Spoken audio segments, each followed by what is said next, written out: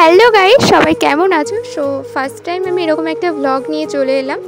So আমার খুব কাঁচা আম খেতে মন হচ্ছিলো, তাই আমি বাগান বাড়ি চলে গেলাম আম পাড়তে। সো ভাবলাম এখানকার এই দৃশ্যটা ভিডিও করে আনি, সেটা শেয়ার করি। জাস্ট এত সুন্দর রিভিউ এখানে বাগান বাড়ির এই দৃশ্যটা, আম গাছ, জাম গাছ অ্যান্ড বাঁশঝাড়, পুকুর, দারুণ দারুণ জায়গা।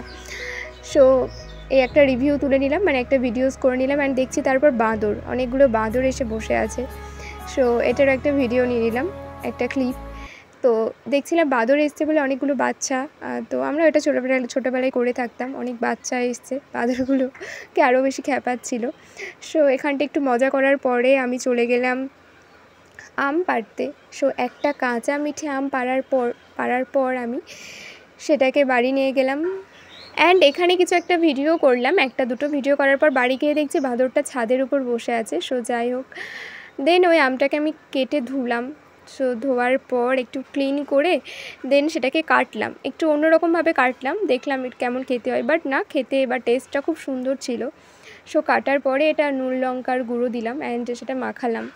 মানে জাস্ট মাখাচ্ছিলাম, তখনই জাস্ট জিভে জল আসছিলো। সো এটা মাখানোর পরে আমি ভাবছিলাম এটা কখন টেস্ট করব। সো নিয়ে তারপর আমি একটু আগে খেয়ে নিয়েছিলাম যদিও।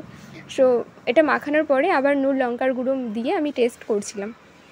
সো জাস্ট দারুণ টেস্ট হয়েছিল, আমের মুখটা জাস্ট ছেড়ে গেছিলো। সো ততক্ষণ আমি আম খাই। তোমরা চ্যানেলটা সাবস্ক্রাইব করো। টাটা, তোমরা ভালো থেকো অ্যান্ড সুস্থ থেকো। Tata guys.